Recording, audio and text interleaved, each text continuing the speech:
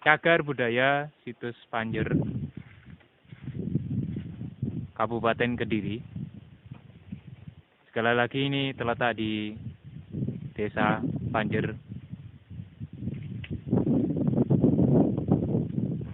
Kawan, sahabat semuanya, Argusen, kita telah menginjak tanah di Desa Panjer, Kecamatan Pelosok Klaten. Di sini adalah tempat di mana ada seorang adipati, kalau masa seorang bupati, yaitu Adipati Panjer. Kalian generasi, khususnya generasi muda harus tahu bahwa adipati ini mempunyai pengaruh yang sangat kuat, khususnya di masyarakat sendiri. Kita lihat di Cagar Budaya. Jadi tempat ini dilindungi oleh dinas kebudayaan. Cagar Budaya Situs Panjer. Situs Panjer ini sendiri mempunyai khasanah sejarah yang sangat luas bagi masyarakat khususnya. Singkat kata, disinilah tempat seorang adipati terlibat pertarungan dengan Asmaradana hingga beliau wafat di sini. Sangat banyak versi dari cerita beliaunya, tapi yang jelas beliau hidup pada masa sekitar kerajaan Jayabaya. Kita lihat di sini. Ini adalah pura ke Adipati Panjer. Syukur alhamdulillah jalan atau akses di sini sangat mudah, sangat berbeda dengan tahun-tahun yang lalu. Jadi kalian bisa masuk. Bagi kalian yang ingin datang, lewat mana Mas ya tempatnya? Kalau dari jauh? Dari Perempatan Brenggolo ke arah selatan. Oke. Pokoknya kalian ke Tidak ada petunjuknya. Perempatan Brenggolo itu juga terletak di pelosok Klaten itu sendiri. Oke. Para pecinta sejarah, para pecinta spiritual, sekarang saya sudah sampai di petilasan Adipati Panjer. Bagi kalian yang tidak tahu, adipati menurut bahasa, kalau dalam bahasa Indonesia adalah seorang bupati. Jadi adipati sama juga dengan artinya seorang bupati. Sedikit pengetahuan sejarah bagi kalian. Adipati Panjer hidup pada masa Jayabaya. Beliau hidup pada masa tersebut. Kita lihat sebentar. Maaf, secara pencahayaan tidak terlalu terang karena kita mendekati malam. Ini adalah petilasan beliau, dan di situ adalah tempat-tempat bagi spiritualis melaksanakan hajatnya.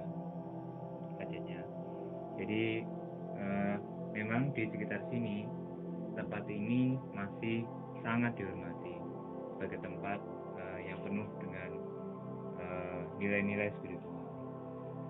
Jadi di beberapa waktu saudara-saudara kita datang ke sini dengan niatan berbagai macam. Ada yang untuk melihat review sejarah, ada untuk melaksanakan hajat-hajat tertentu, tergantung ya. Nah, Adipati Panjer sendiri, singkatnya sejarah, itu adalah seorang adipati yang terlibat pertarungan dengan Asmaradana, Mas ya. Ya. Jadi Adipati Panjer itu terlibat pertarungan di Asmaradana, dan disinilah beliau wafat. Jadi ketika terlibat pertarungan dengan Asmaradana, beliau wafat di sini. Nah, di sini adalah petilasan atau situs. Situs ini sangat dihormati di sini. Bahkan ada mitos atau kepercayaan di sini bahwa situs ini sendiri adalah bentuk dari akibat dari pertarungan antara adipati itu sendiri, Adipati Panjer dengan Asmaradana. Namun untuk lebih mendalamnya, kalian bisa mendalami sejarah-sejarah di sini. Tetapi yang ingin saya katakan di sini bahwa Adipati Panjer ini mempunyai pengaruh yang sangat kuat di sekitar Nadi. Jadi tidak hanya di orang-orang masyarakat Kabupaten Kediri saja, tapi banyak orang-orang di luar Kediri, dari Jawa Tengah maupun dari beberapa daerah yang datang di sini untuk melihat situs Adipati Panjer. Bisa lebih close, lebih dekat, ya. Kalian yang bisa memahami sejarah secara detail, arti payung itu sendiri ada makna tersendiri. Untuk masyarakat Jawa ada makna tersendiri. Nah, seperti yang saya katakan tadi, tempat-tempat itu adalah bekas atau sebagai penghormatan tempat ini sebagai situs yang pernah erat kaitannya dengan Adipati Panjer. Ini adalah tempat untuk lebih mendekatkan kepada Tuhan. Saya kira seperti itu. Kalian yang ingin datang di sini bisa datang di mana mas? Desa apa? Desa Panjer. Desa Panjer, Kecamatan Pasar Klaten, di Kabupaten Kediri.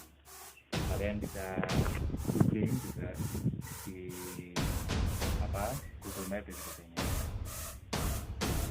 Mungkin di beberapa pembahasan sudah banyak di YouTube maupun di website tentang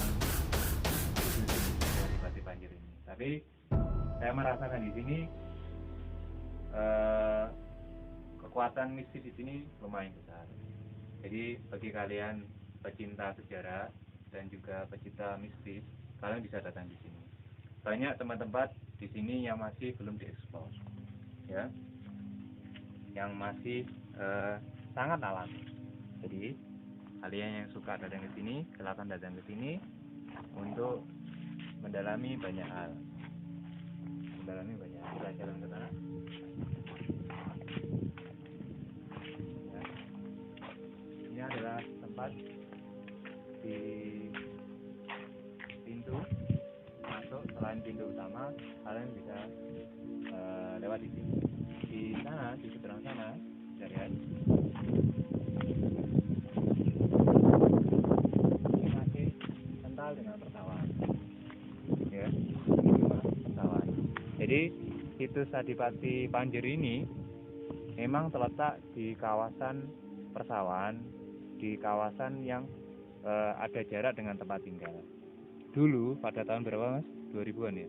2000-an teman saya yang ambil gambar ini, yang kebetulan saat ini mengambil gambar ini, pernah datang ke sini. Jalannya itu masih sangat sulit, masih belum bisa ditempuh dengan sepeda motor.